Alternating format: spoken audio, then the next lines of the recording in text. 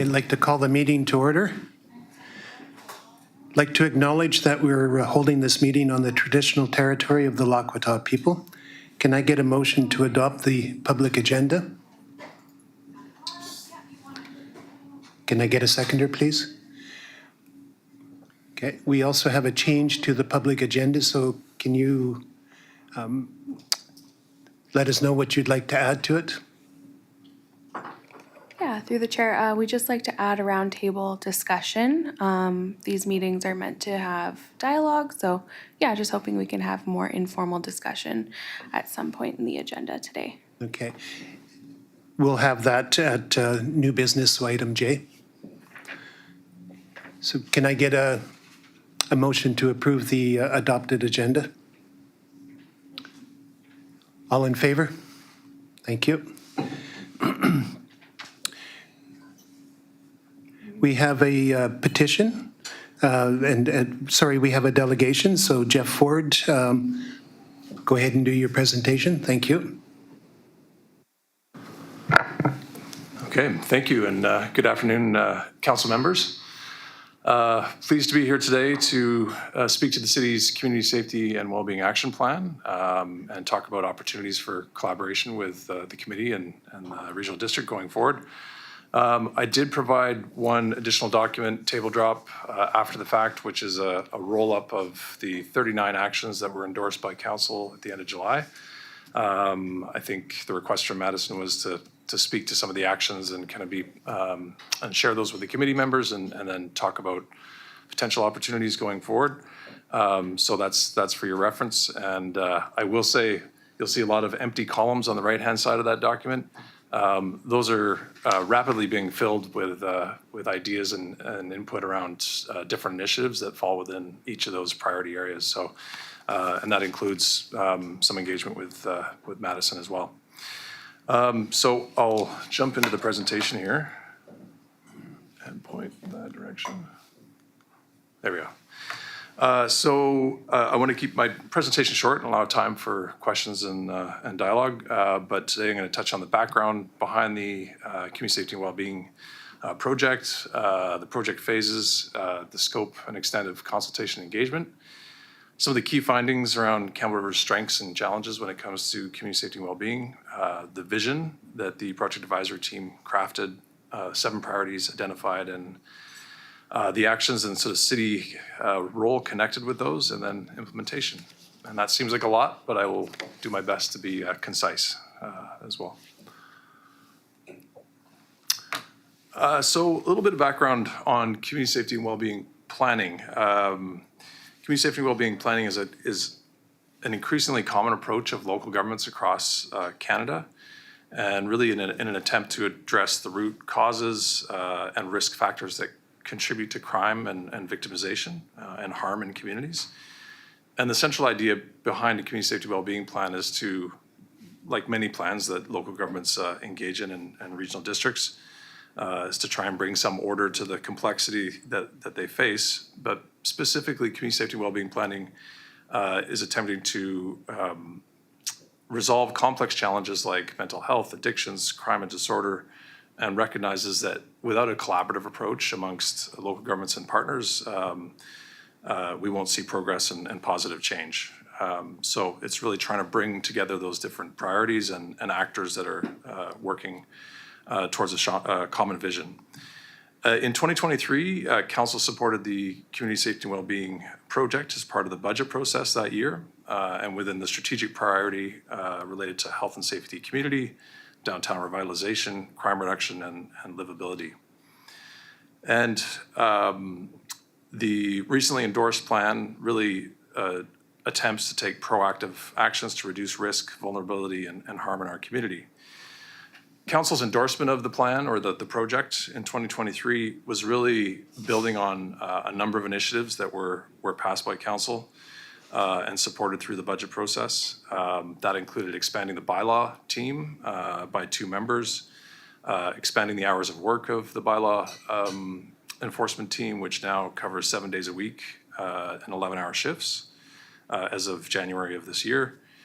4 additional RCMP members, funding for downtown cleanliness and dedicated staff to ensure that's backed up, along with work with BC Housing to develop and implement the 40-unit rapid housing project, which we now know as the Village. I should also say support for the situation table that Stephanie also chairs and the work of that table. As part of the project, we engaged a consultant, the Canadian Centre for Safer Communities, with a vast experience in safety planning across Canada. You may or may not know, for example, Ontario as a province mandates that every local government have a community safety plan. So that kind of work has needed some expertise behind it. And the project consultants worked very closely with us for the last year. The project phases, typical sort of project phases for something of this magnitude. Project team formation, we then council passed or terms of reference and membership of a project advisory team. Some of the members are here today. So from the SRD, we had Dave Leach, we had Madison, Mayor Dahl, Councillor Lanyon, Stephanie Hendrickson, Christy Schwanek. We were also on the project advisory team. Members of the BIA, a few member at large, and a number of a fairly broad representative group that was involved in the work. Secondly, there was a community assessment done by the consultants, which looked at kind of crime statistics, any past studies that had been done in Campbell River, just to build that kind of mountain, that the wealth of evidence that was already known about some of the challenges we face here. An extensive consultation and engagement process with a community survey, one-to-one interviews, and group facilitation. Followed by a process where the project advisory team did a lot of analysis of all that input and started to prioritize some of the themes and then ultimately actions going forward. And please jump in if you have any questions along the way. So just to kind of quantify what that consultation engagement process looked like, the community assessment was 24 sources of data across 11 categories, a lot of it StatsCan data. The survey had 213 respondents and a number of themes that came out of the survey. So not a statistically valid survey, but enough to get to kind of reinforce some of the things we already knew, and the project advisory team, bringing their knowledge. Engagement sessions were really hundreds of hours, so 30 interviews by the consultants and 115 participants as part of that. And then review and validation meetings, going back to those people that we had checked in with and said, here's our proposed actions, what do you think? And getting feedback. And additionally, we engaged another consultant to do a CPTED, so crime prevention through environmental design, review downtown, and to look at 3 locations and come back with some recommendations as well. Some of the strengths and challenges that were identified. Oh.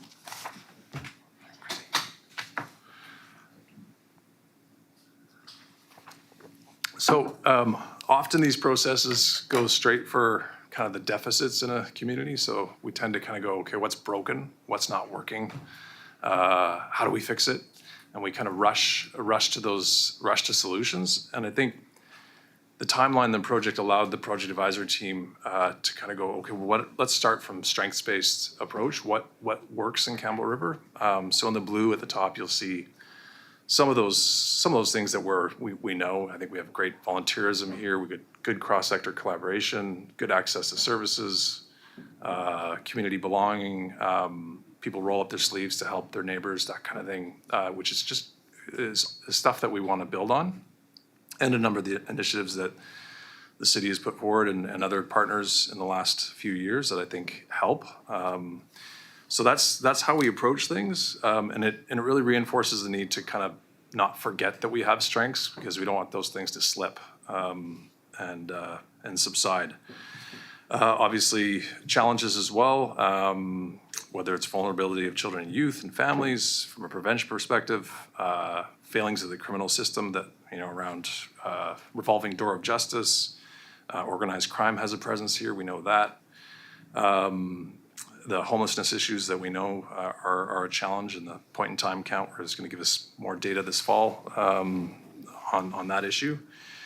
And so this became some of the things that the project advisory team turned their minds to, and that we, start to look at opportunities to shore up those particular challenges. And from that, a vision started to emerge. And I really think if you just I won't read them all off, but if you look at the 16, what are we? No, we're 15 different titles there. I think you get a sense that this is a balanced, holistic vision that's somewhat unique to Campbell River. And I think it's a great vision if you kind of try and distill that.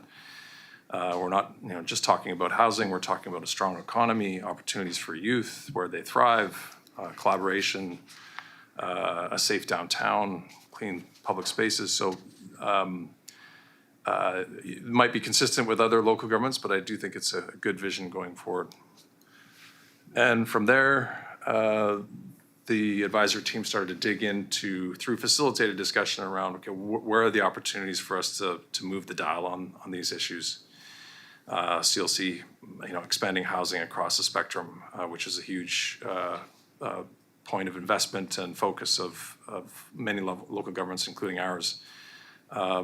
Increasing enforcement presence, but also collaboration and training, visibility between law enforcement and outreach, for example. More positive messaging and positive opportunities, like really pushing forward with those. Economy of where we want to invest time and energy, and being really focused around that. Prevention and early intervention is key to, especially if we're talking about at-risk youth, children on a trajectory to contact with the law, or other issues like mental health and addictions. We need to get well upstream of those problems before they get worse. Revitalizing the downtown through new and existing initiatives, supporting the economy, obviously, engaging and supporting children, youth, and families, and seniors, not losing sight that seniors are a vital resource in the community, and that community knowledge that can help inform the future. Through that, we landed on finally on the 7 priorities. So not surprising, around crime prevention, addressing homelessness, housing, civic participation, making systems work more effectively, revitalizing downtown, the economy, and also youth engagement. And I provide an example of one action that is not lost, and I don't think anyone around the table trying to create more positive youth engagements. You see a priority, the goal, the action in the action plan around community-based accessible drop-in centers for youth or locations. And then within the action, how do we give it life? I'm meeting with John Howard Society tomorrow afternoon. We've had lots of discussions around how to expand some of their programming or where ways the city can support that work. We also have a youth gang prevention project, which is engaging youth around the harms of that sort of gang life and lifestyle, and what it actually means. And so there's other initiatives that might fall within that particular action. And as I said, if you're looking for the other youth actions, you can see them within the matrix that I provided. Just briefly, what we ended up with as part of this project is a technical report that included all of the actions identified by the project advisory team, which was 70. So there's on our Get Involved site, you'll find a bigger report with lots of content and 70 actions. And that's a good foundation to kind of work from. The direction from mayor and council, which makes sense, is that the 70 is a lot. It's a huge kind of burden for a local government and partners. So let's distill this down to an action plan and we did that, and we got down to 39 actions and a more kind of focused plan going forward. 17 of those we are lead on, 13 we're identified as a partner, and then 9 we're looking for support for, our areas where we're advocating or supporting, seeking to support another initiative. Some of the 40 in here, though, are things that may come up if resources are available. So those are things that we can look at in the future going forward. And finally, next steps and implementation. So I've been connecting with potential partners and former members of the project advisor team to get ideas about who we want at the table. I'm conscious that I think a lot of us have worked on committees. Committees can kind of become, this is a committee, so I don't want to, but we all know that committee work can be challenging, especially if you're trying to maintain focus on moving things forward, and 39 of them in particular. So we're being fairly careful about who we invite into that working group, but obviously we need partners like yourselves in the regional districts and other representatives from the community to help us move forward. So forming a working group in the next month, I'm looking at early October for that meeting. And then also turning our minds to evaluation and reporting. So if you look in that matrix document, you'll see results-based indicator and source. So in the emerging document, we have lots of ideas about how to measure success there. And I will say that we're planning to connect with the Campbell River Community Foundation about their vital signs report and how they measure and how we can maybe tie into that somewhat. And yeah, certainly open to any questions and ideas around possible collaboration going forward. Questions? And thank you very much, Jeff, for the presentation.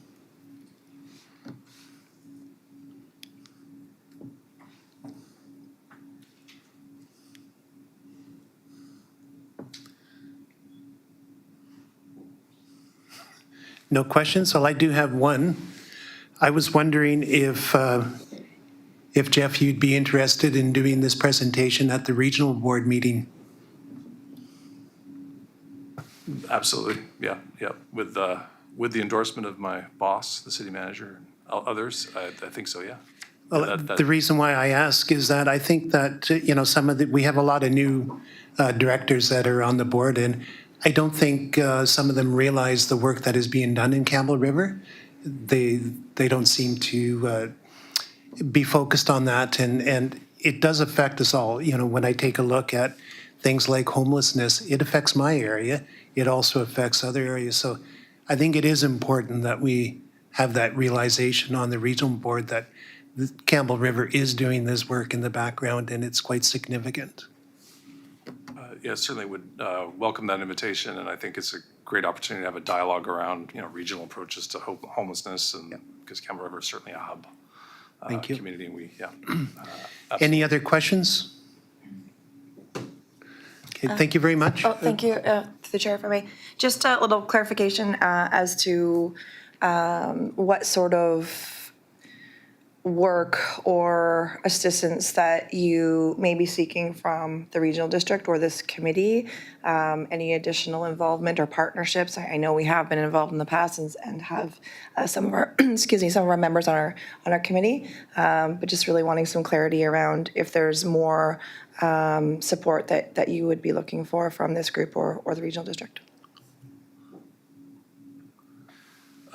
Certainly, I think we're hoping for the regional district and even this committee to be a partner in this, in terms of looking at both within the regional district lens and I guess your collective roles in the community, where are the opportunities within these priorities where we can partner, and it might just be one action going forward.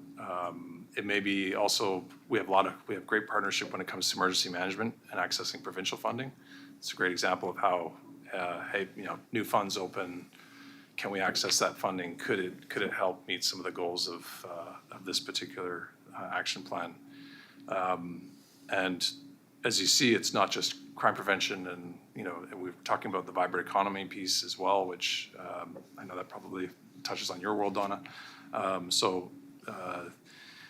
it's pretty broad in scope, but if, when opportunities arise, then absolutely we'd want to hear more. And I would say in terms of district capacity, we work closely with Madison on the project advisory team, so we'd welcome any additional membership going forward, including on the community safety working group.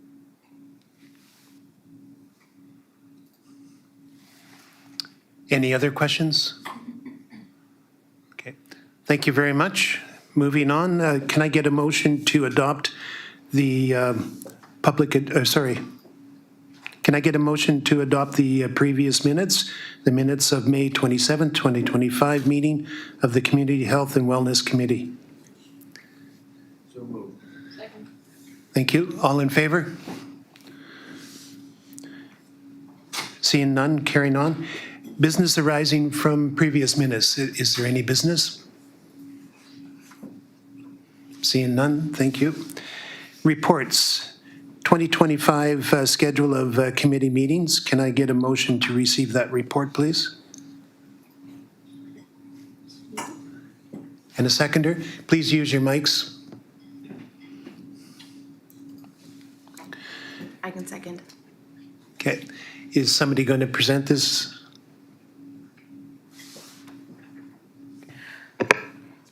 There's no accompanying presentation, but it's just an email that has gone out to confirm the schedule for the last meetings of this year. Okay. Any questions about the schedule? Any concerns? Okay. Get a motion that the revised schedule meeting for the Community Health and Wellness Committee as provided in the September 4th, 2025 report from the Chief Administration Officer be approved.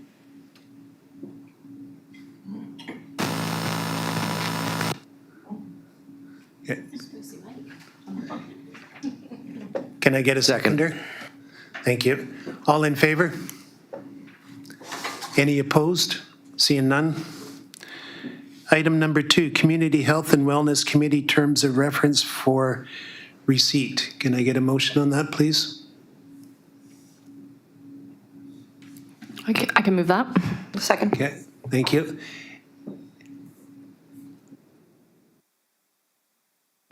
Again, there's no accompanying presentation on this, just an update that Island Health has requested us to increase our membership at this committee. And we've had an additional application from Angela from the Immigration Welcome Center. And her application was attached to the agenda and is, there's a motion for approval of that. Okay. Can I get somebody to read out the motion for the updated terms?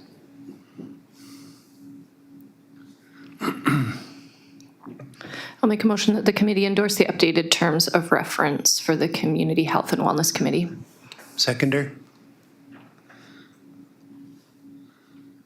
I can second. Any opposed? Seeing none, moving on. Can I get somebody to do item C, please? That the committee approve the membership of Angela Lane, representing the Immigrant Welcome Center, to the Health and Wellness Committee. Can I get a seconder? I'll second. All in favor? Any opposed? Seeing none, moving on. The item number 3, Community Health Network Strategic Plan 2024, 2027, and 2025 Action Plan. Can I get a motion to receive the report, please? I can make that motion. Seconder? I'll second. Okay. And is somebody going to present this? Thank you. Yeah, I'll present this as following receipt and acceptance of the strategic plan. It was recommended that we provide an action plan to adjoin the strategic plan, which is in front of you today and in draft form, and hoping that we can discuss now or at the round table. It's a fairly high-level look at some of the work that we've been doing internally at the SRD and externally with community partners on community health. yeah, willing to discuss now or at the roundtable session. So again, we can discuss this now, or we can wait for the round table, but is there any questions? No?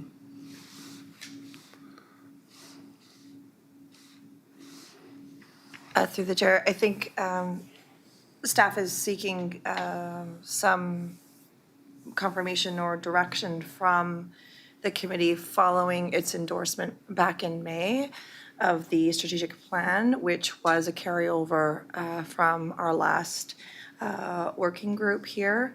We went through a number of items back in prior to May, and we made some changes for the May meeting at which this committee supported. And further to that, requested that being that the strategic plan is a high-level plan, that it would be appropriate for us to give consideration to where this committee's focus lies and to develop some action plans to carry us through the next 12 to 18 months. So following that direction from the committee, Madison has looked at our strategic plan, the comments from the last committee meeting here, and in a subsequent document provided some priorities and action items for review of this committee, and hopefully some direction on whether or not this meets the discussion that was had previously and the direction that committee wants to go, or perhaps some further conversation and amendments to this action plan. So really, this is the opportunity now, and we're hoping that we can have a somewhat fulsome discussion so that there is some direction for us to move towards. Thank you. Thank you for that. And if I recall correctly, on the strategic plan itself, we were looking for something that was rather short, given the timelines that we have. And I would think that the action plan would be also somewhat short. So that's my comments. Yeah, I can give an overview of some of the actions that I identified. And again, just want to reiterate that this is some work that's already happening internally at the SRD and work that I've previously and intend to be involved in the future. So I'm just making sure there's clarity for everyone at this committee table what we intend to discuss over the next, for me, this is short to medium term. So I've divided that into 4 categories.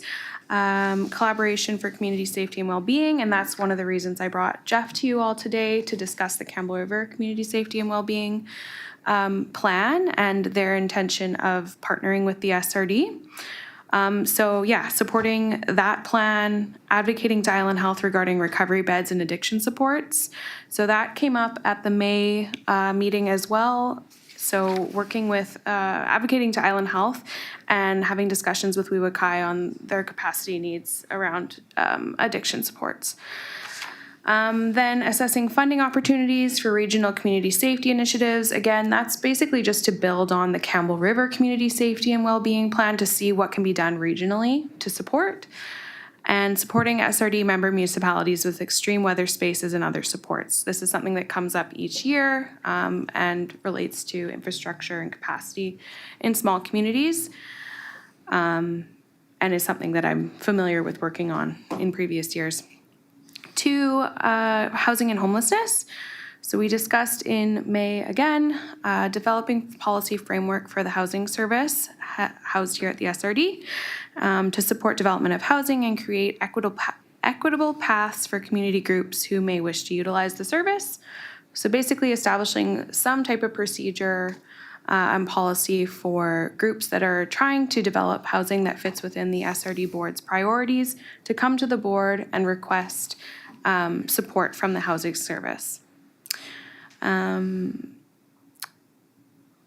Seeking government funding streams to support the SRD housing service. We also know that there's a youth housing study being completed in the community at this time. I think that some of the recommendations from that study may come to this committee and could be an opportunity for partnership. And advocacy to BC Housing and other decision makers on eliminating barriers to developing affordable housing in rural and remote communities.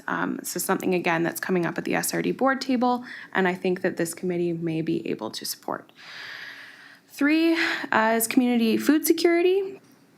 There is a study being completed by the Comox Valley Regional District with support from the Lush Valley Food Action Society that looks at transportation and food storage capacity challenges in the North Island, so north of Comox Valley all the way to Hardy. They have expressed a need to further that study in our region without having, community champions in all those specific small communities, just seeing what is out there and how we can support. Reviewing the Campbell River Food Bank relocation study and providing assistance where possible to advocate to other decision makers and levels of government to support that. They're at capacity and they support our entire region, not just Campbell River. 3 would be collaborate with Greenways Land Trust to support the Maple Park Community Garden and Food Forest, which the SRD has already been doing. Developing capacity and offering education with rural grassroots organizations and rural First Nations to support local food access. This is something that I've been doing when I visit small West Coast communities over the last couple of years and has been really well received. And then 4 is a bit of a miscellaneous category, including community supports. And this is, again, something I've been working on internally, developing procedures and operations for the Just Like Home Lodge, connecting with youth programming organizations and understanding the barriers to increasing to a drop-in service. This is something that has come up in the Community Safety and Wellbeing Plan, and it's something that has been executed in the North. And I'm just working with youth agencies to see how that can be replicated. The Early Years Council is creating a study on the needs for childcare and youth programming again in the North, and hoping when that study is ready, it can come to this committee as well for feedback and potential partnership. And lastly, work that I think this committee could be partaking in is working with SRD Planning to strengthen the transportation service proposal regionally.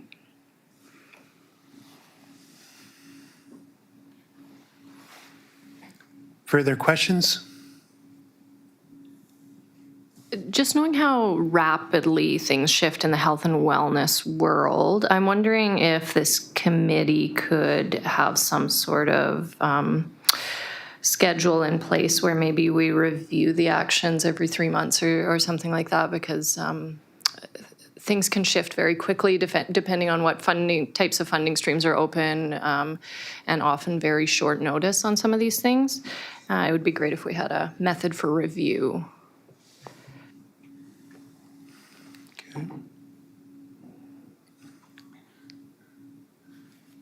Any other questions?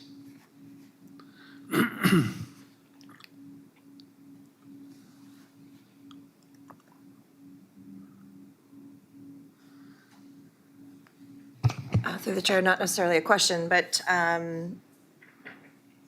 before, giving consideration to this report and those recommendations contained within, whether or not there's anything within the plan itself or the broader strategic plan that the committee members feel should be added to the list at this time. I do like the suggestion by Stephanie to, if we do endorse this action plan, for us to review it, on a timely basis, because like she said, things do change quickly and there are shifting priorities. But I do think that what staff was hopeful for was that the initial priorities that we had spoke to a few months ago are at least highlighted within this action plan, and that there is some direction for staff to take to ensure that we are working within those priority areas. So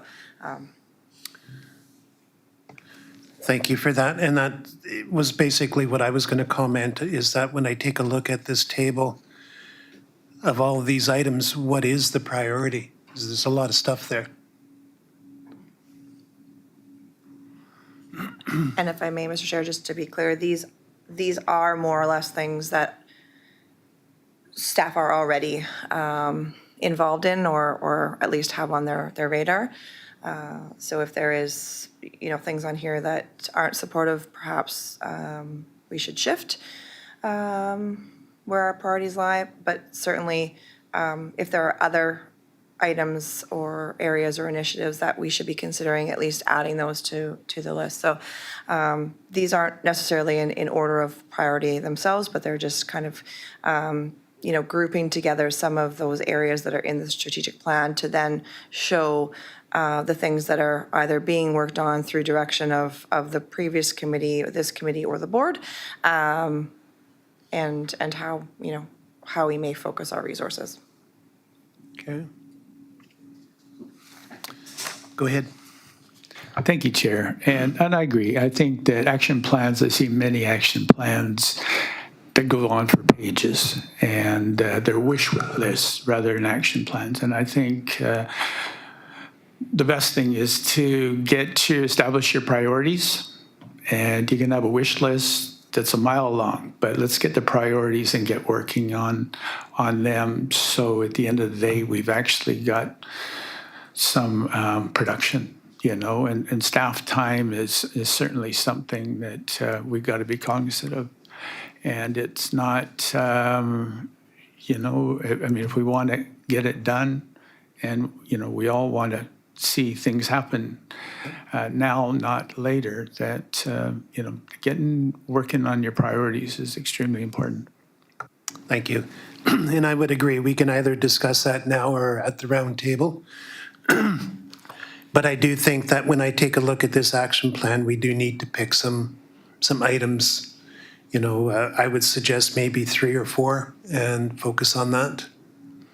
But that's just my thoughts. Any other comments? Go ahead. I thought we did at a previous meeting establish those. Are we returning to that again, or? Well, we have this action plan here, and this is, so, yeah.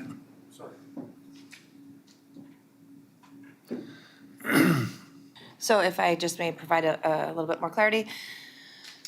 At the May meeting where we had endorsed the overall strategic plan, the committee did highlight specific areas that they felt were priority areas, which is where we've drawn upon here within the action plan itself. So those 4 items that you see in the table, those are what staff understood at that time to be kind of priority areas.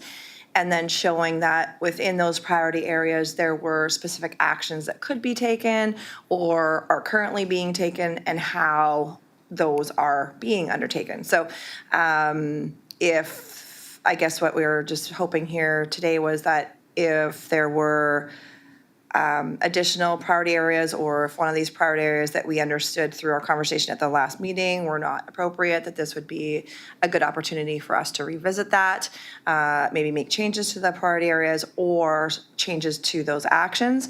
Certainly you can as well prioritize within these priority areas which priorities are most appropriate this time and which actions are most appropriate. I don't know if you want to get into that level of detail, but certainly that's available to you. But really just wanting to check in and ensure that this committee is giving as much direction to how it wants its staff resources to be directed. So thank you.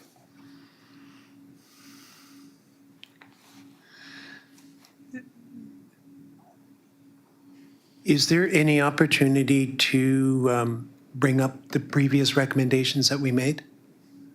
So that's a question for staff.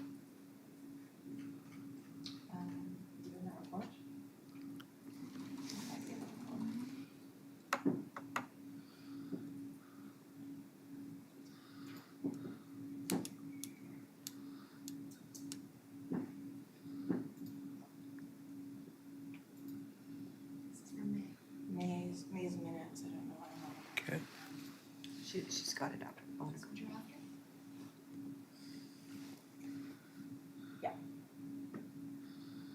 Thank you through the chair. On the screen, you'll see that this was from the May meeting. Following Madison's presentation of the Community Health Network Strategic Plan, there was some discussion and the further motion that staff prepare a report identifying potential priority areas and initiatives to be undertaken over the next 18 months for the committee's consideration. So this is following that recommendation. So we basically have to go back and take a look at the video to find out what we actually said.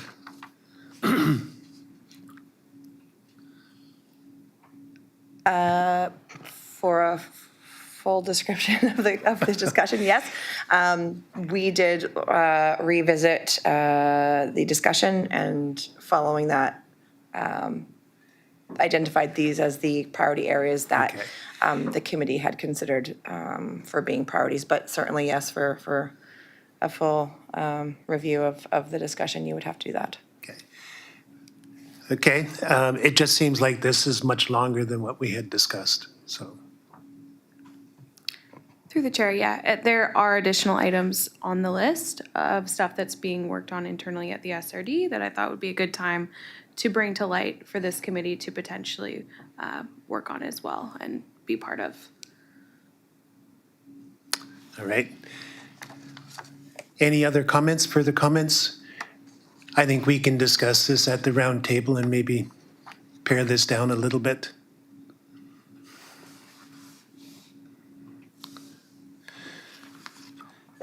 So I'm going to call the question, and I'm not happy with the action plan right now, so I don't know if I want to vote on that.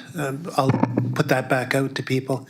I think this action plan can be pared down a little bit.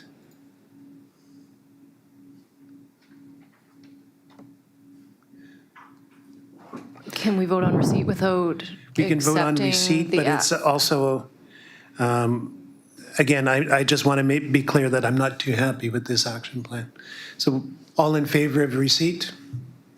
Okay, moving on. The Strathcona Community Health Profiles, that the report from the Chief Administration Officer be received. Can I get a motion on that, please? And a seconder? Second? Did we at least receive the report? I wasn't sure. We did receive it. Okay. We didn't get a mover. Oh, sorry. Do you want me to go back and do that? We need to go back to item 3 again. Can I, No, on 4. on 4? Sorry. Can I get somebody to move this report? I can move that. And a seconder, please. Thank you. All in favor? And let's get a presentation on the report.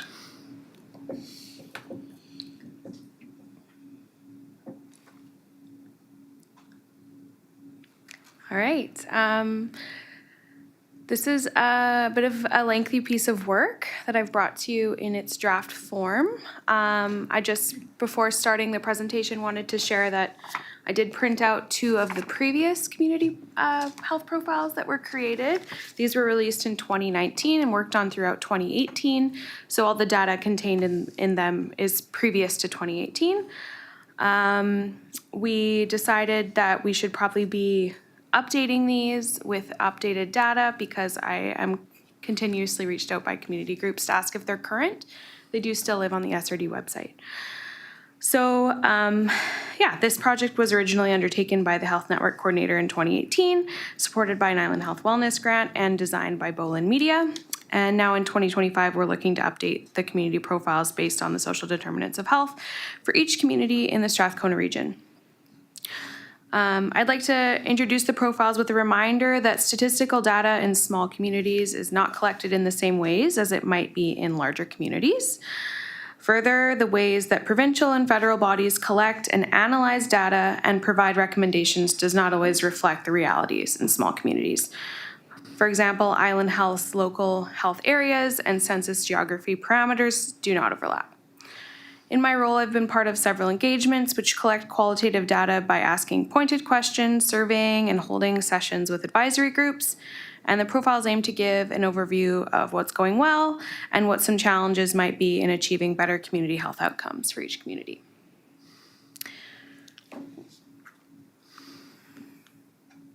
So So just a little bit of background, like already mentioned, 2019, these were released.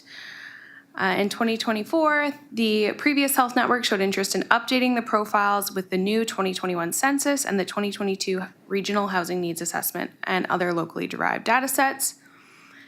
In 2025, we waited for the Island Health's population and public health, further data on local health and well-being indicators across Island Health's local health areas. And here we are today discussing the draft profile information and seeing how much further we want to go with them and what we should be including. These are the ways that the 2018 profiles were divided. So Campbell River including Area D, Sayward Village and Valley, Gold River and Sakana, Tassis, Zabalas, Ahatis, Akluji, Cayuquet, Quadra Island, and Cortez Island.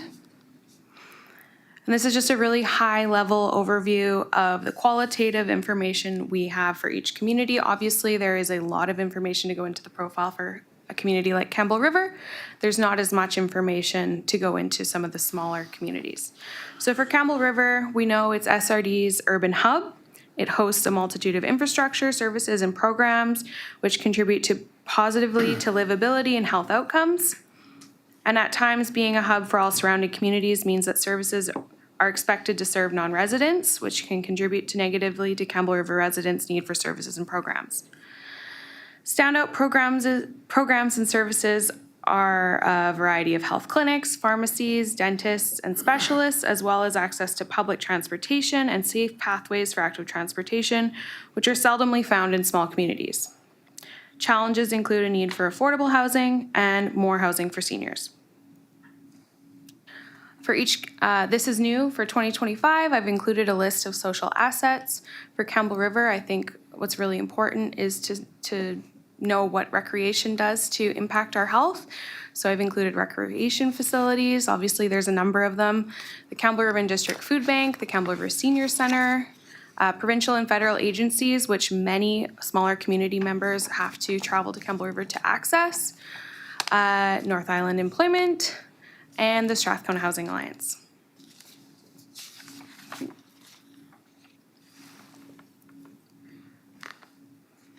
All right, in Sayward, it's a small community of roughly 400 people, and it shows an aging population. Food production is a strength, as there is a large number of agricultural activities taking place in the Sayward Valley, and the village hosts a well-attended farmers market. A few economic opportunities exist outside of the resource sector, and there is unfortunately no licensed childcare, which impacts livability for young families. And the social assets are the Sayward Health Clinic, Kelsey Recreation Center, and the Sayward Community Food Table, which does bi-weekly food hampers. Gold River and Sakana are semi-rural isolated communities with beautiful surroundings and is well visited by tourists and anglers. Gold River offers relatively low-cost home ownership, attracting some new residents. There's no grocery store, but residents benefit from 2 convenience stores offering shelf-stable food, and the Gold River Food Network offers bi-weekly food hampers. The Sakana Community Garden and Pantry offers fresh local food to the MMFN members living on reserve.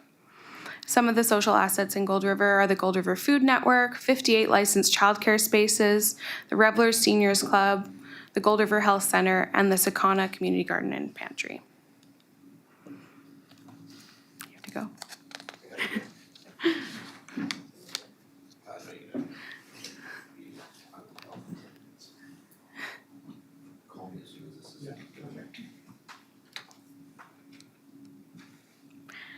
For Tassis, it's a remote and isolated community, only accessible by poorly serviced gravel road or boat. The community faces unique challenges when it comes to housing. Most housing stock is aging and requiring repairs, and there are many, many barriers to new development, including vast floodplains, hog fuel under the soil, and virtually no access to contractors. Despite these challenges, Tassis residents enjoy a strong social fabric, and the Captain Mears Schoolhouse it houses many different services, including licensed public daycare, the Tassis Seniors Club, and bi-weekly food banking. Nearby, the Tassis Rec Center offers swimming, bowling, and a gym at extremely low costs. Oh, sorry. Social assets Tassus Recreation Center, licensed public childcare, and the Tassus Seniors Club. Loaves and Fishes Society is actually based out in Nanaimo, but they travel there to do food banking every 2 weeks. For Zabalis, these 4 remote and isolated communities benefit from sharing resources with each other where possible. Much like the rest of the SRD's West Coast communities, the area is known for a spectacular natural environment, which draws tourists, anglers, hunters, and boaters. For those who do not fish or hunt, food security is a pressing concern as there's no reliable source of fresh food. And housing options on and off reserve are aging and limited. First Nation councils are making it a priority to ensure that appropriate housing is available for their members who wish to return home. Some of the social assets include the Zabalis Community Center, where there's local events held, the Ekluji Community Garden, Greenhouse, and Composting Facility, the Cayucit Community Association, and KCFN's group of businesses, TICMA. For Quadra Island, it's nearby to Campbell River, so it benefits from close access to a variety of services. The island hosts a strong network of community groups working towards sustainability and livability, as well as a very well-utilized recreation facility. Food growing initiatives, the year-round farmers market, food banking, and a handful of grocery stores and restaurants support the local food system. Rental housing is limited, which impacts staffing for local businesses. The many parks, camping, and lodging opportunities make ecotourism an economic driver for the community. The social assets, there are many, but the Island Climate Action Network, the Quadra Island Community Center, the Quadra Island Farmers Market, Quadra Circle, Quadra Seniors Housing. And finally, Cortez Island. We know it's a remote community. It's only accessed by 2 passenger ferries from Campbell River or private transportation. Middle and high school students attend school in Campbell River, adding significant cost for families accessing secondary education for their children. The island is well visited by tourists and seasonal residents, having roughly 1/3 of homes only used seasonally, making rental options limited and impacting staffing at local businesses. They have a thriving food system supported by their local co-op, as well as a food bank and a number of farmers. And their assets are the Manson's Hall, Cortez Island Food Bank, Cortez Health Clinic, Cortez Community Economic Development Association, and the Cortez Housing Society. And that's all for me. I'll take some questions. So questions? Go ahead. So this, thanks, Madison. This was initially done with a wellness grant. So this time around it's just out of your time over the summer? Okay, so this is, I mean, and it's great to have this information, but, it's getting back to what I want to keep hammering at is capacity and priorities, and directing the ship. So we're really focusing on your time and other staff time down here on, the top priorities. So, I mean, it's done, that's great, but I think, I watched the CAT team for years and years just doing lots and lots of stuff, but never really accomplishing anything, and I really do want to see this edition of the CAT team actually setting some really strong priorities and focusing your time and staff's time here at the SRD at making those things happen. It's to me, I think that's what the public wants to see. I know that's what the SRD board wants to see. And I think honestly, that's what everybody, all the nonprofits wants to see is some real action. We can do lots and lots of reports, have lots of information, but if it's not feeding towards, or I won't say feeding towards, because in reality, everything, holistically, everything affects everything. I understand that. But I think we need to keep our focus. So this is great that it's been done, but I think we need to get a Busy. good, strong, busy. Absolutely. Thank you, Chair. Further questions? Madison, I'm curious, I mean, you wouldn't always know who's accessing this info because it's just available online, but I'm curious, just kind of thinking about Director Kerr's comment, do we know, is this a resource that is like well used? Because I could see, you know, for example, an organization like NIAFS, if they were applying for funding opportunity or a contract, that they might pull information from something like this. So I guess I'm just wondering, is this a resource that that community partners are using, or do we just not know that because it's a web-based resource? I actually frequently hear that these previous profiles were utilized specifically by small communities that don't have access to large studies like we have in Campbell River. So the purpose is to aid in capacity development of those small organizations working in Cayucit or Quadra or Cortez, where resources are small. It might be volunteers accessing things like this. And my hope is that they provide not just data, but you know, they're readable, and that they provide information that a consultant coming in and doing a survey can't provide. Thanks. Further questions? Just a comment. I know at NIAFS, we definitely have used the content such as that to be able to plan for outreach to some of those outlying communities specifically that we're not in as often.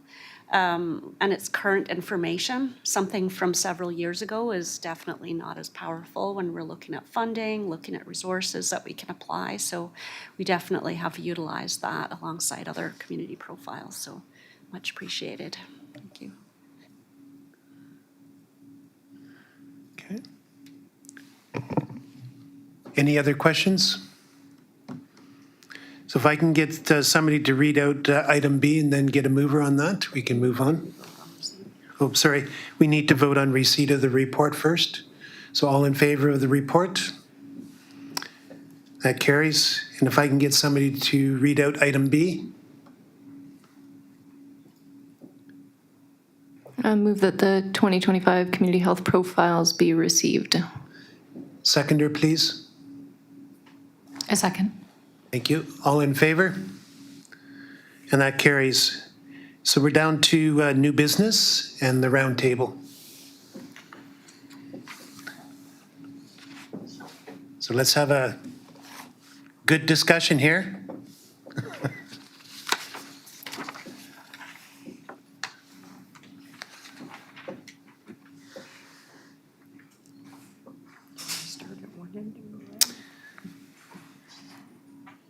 So we'll start from this end and we'll go around. So you can go first. Goodness, putting me on the spot. So, I mean, certainly from an update perspective, I can offer that I'm expecting probably within a few weeks to have received the results of the 2025 point-in-time count for Campbell River. And once that's received, I'd be happy to share some of that information with this group if that sounds like something that the group would be interested in.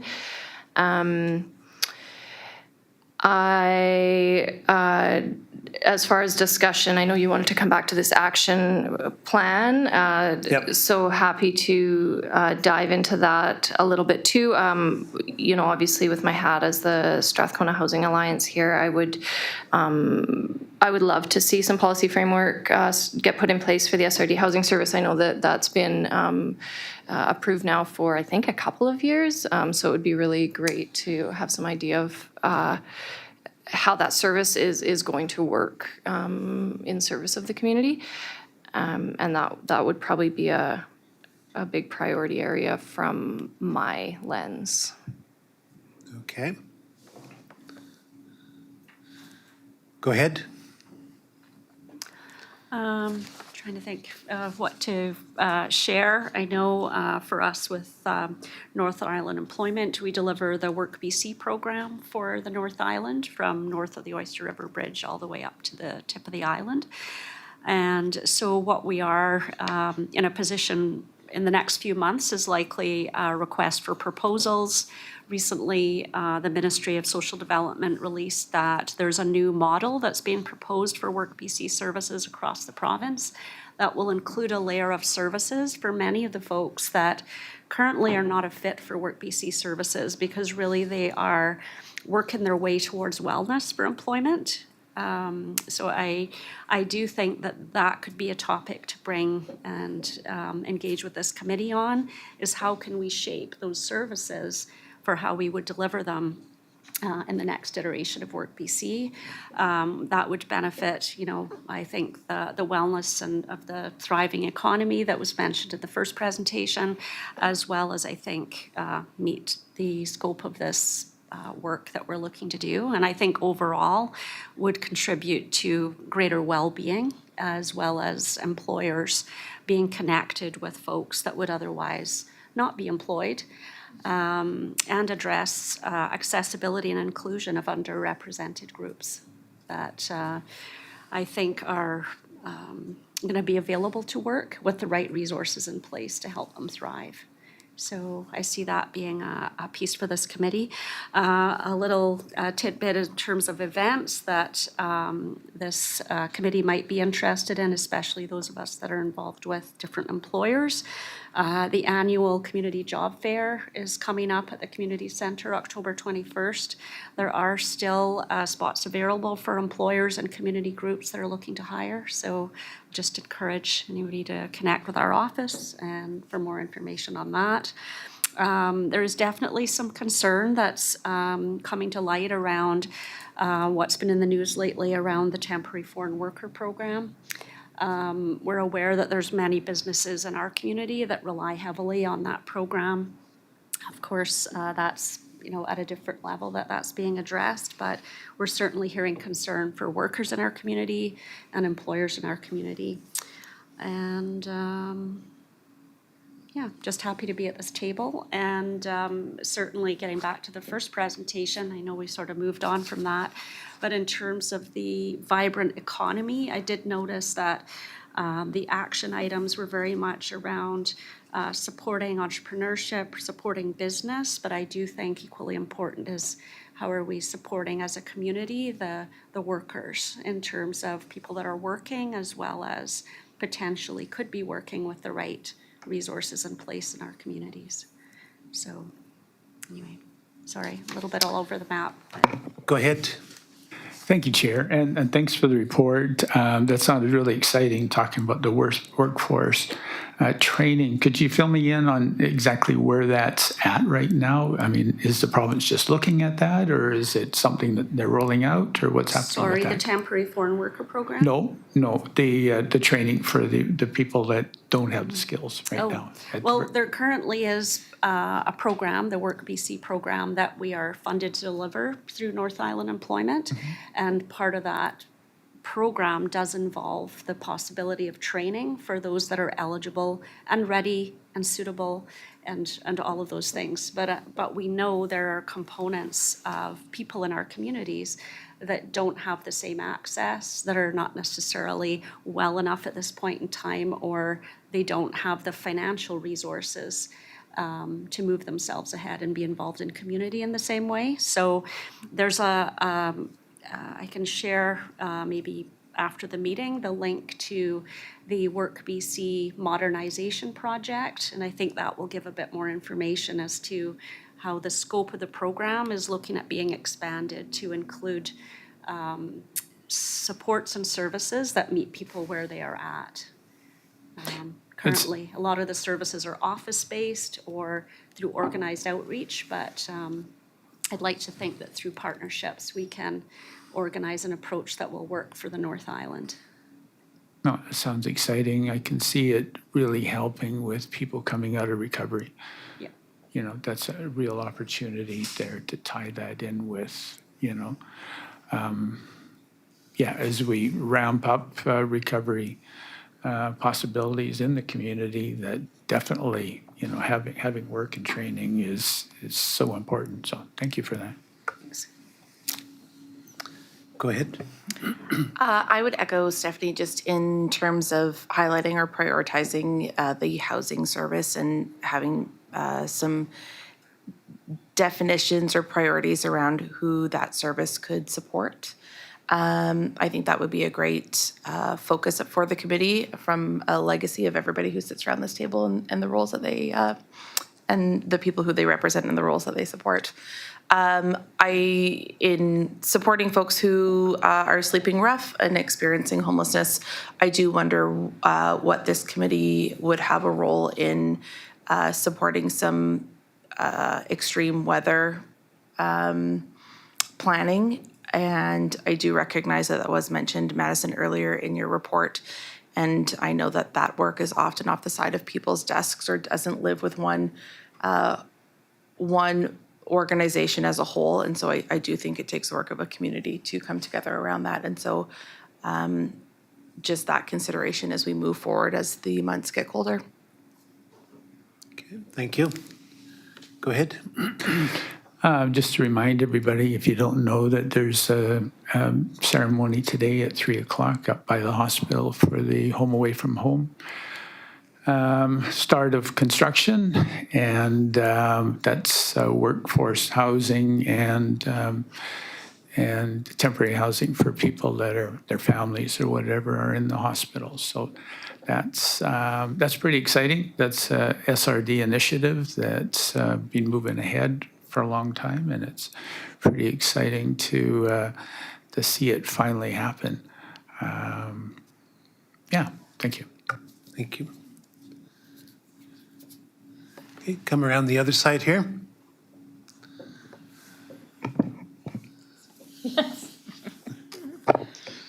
I agree, echo everything that Donna and Stephanie and Christy said, in particular around the homelessness.